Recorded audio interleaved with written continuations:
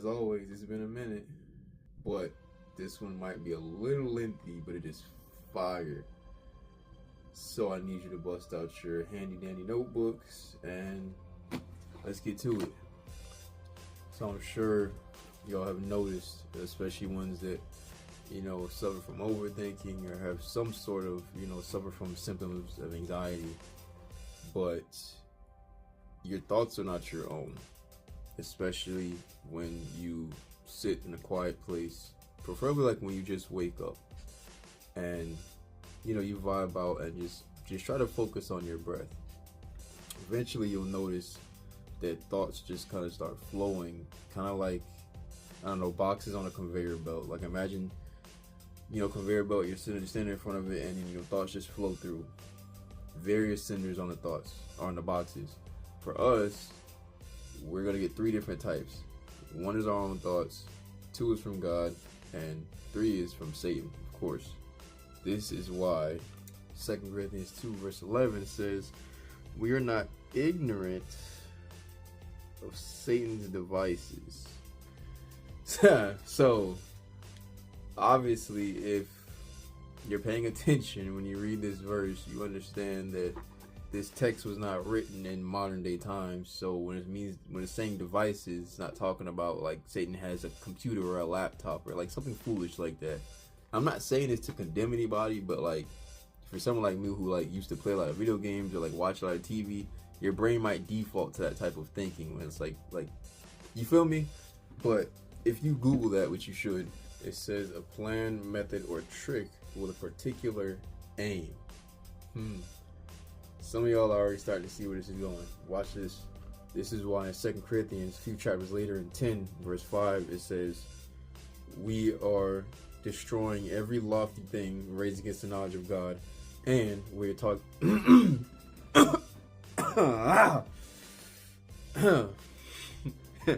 wow. We're destroying every lofty thing raised against the knowledge of God, and we're taking every thought captive to the obedience of Christ. Every thought captive. So remember how I said, not all thoughts are your own? This is why that verse says that. This is how you catch Satan whispering or him, giving you those thoughts of, I don't know, sexual lust, lust of other things like worldly possessions, trying to chase after this, being distracted.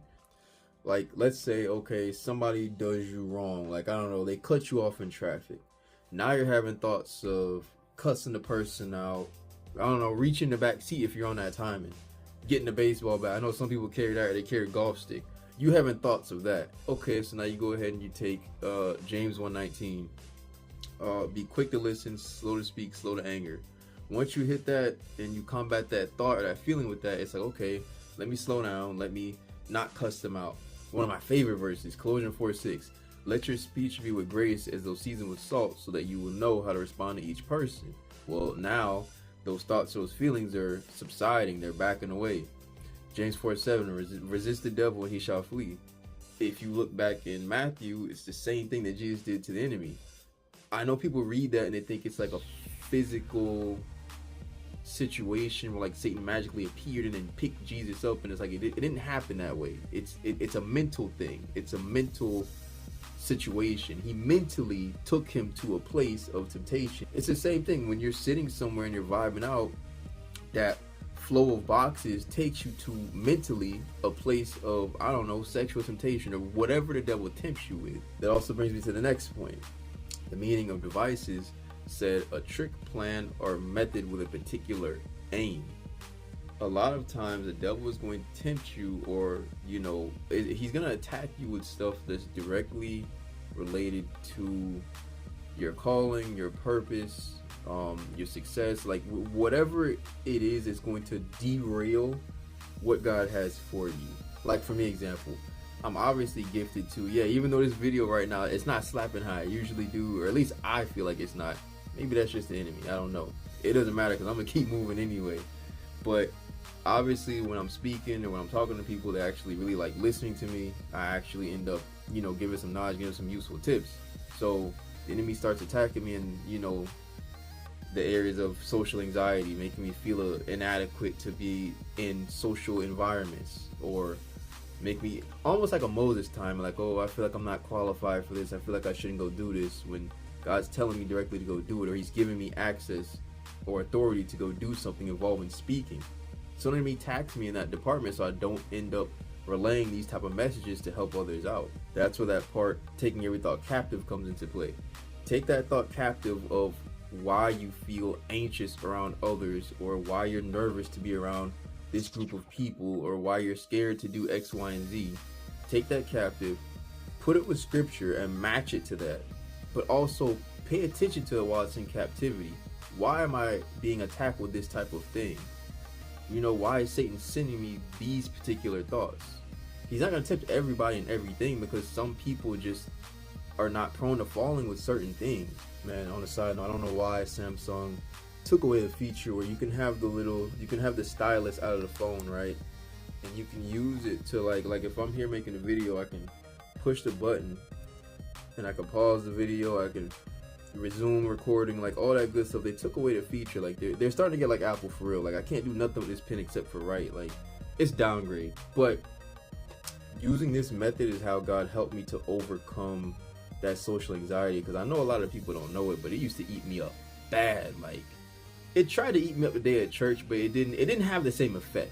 Like the devil's still gonna try stuff here and there because he wants to see if you're really on, like if you're really changing or if you're really embracing it. Especially if he sees that you haven't been in your word lately, he's really gonna try it. You see, like you just match scripture up with whatever it is you're going through, social anxiety, fear, whatever you're going through mentally.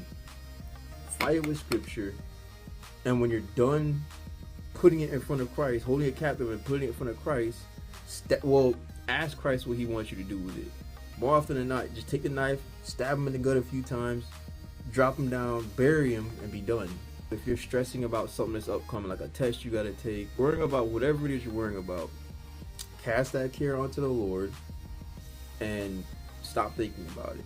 That's honestly the hardest part though, especially when it's something like a bill is coming up and it's like you don't have money in the account. It's like, yo.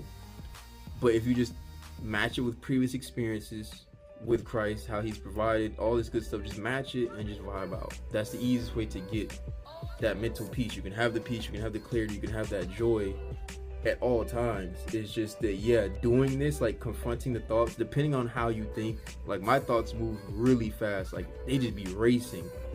But because it's been that way for years, I can keep up with it. The problem is it's better to slow it down. Like slow it down and I can catch it, because sometimes the thought moves so fast that I'd be like, screw it, let's just ride, and it don't be the right thought to follow. It's something I've been learning and putting into practice, and it's really been helping me, because now honestly, when I tell people I used to deal with social anxiety and stuff like that, or just kind of be nervous around certain people or whatever, they find it so hard to believe. They're like, there's no way, this and that, and I'm like, dang. So I've progressed that much where people can't even tell. Like, yeah, it works. You gotta, like I said, the more you read the scripture, the easier it is, because you don't have to match scripture like how I put the same verse in. You don't have to do it like that. Just match whatever the scriptures say as best as you can with the situation, or just match it to what God has already done in your life. If the enemy's talking about some, oh yeah, you know, this is the end of the road for you, you messed up too much. Yo, God has already counted in my stupidity and my foolishness. I don't have to worry about that. We're fighting from the position of victory. So I don't have to worry about this mistake I made. Yeah, don't make it again and learn from it, but I don't got to stress about it this time. God will make a way for this to turn itself around. Think of Jonah, with how he was disobedient. Even in his disobedience on that ship, God used that to show other people, hey, all those little false wooden trinkets you have are foolishness. I control the wind and the sea. But even they saw God through someone else's disobedience.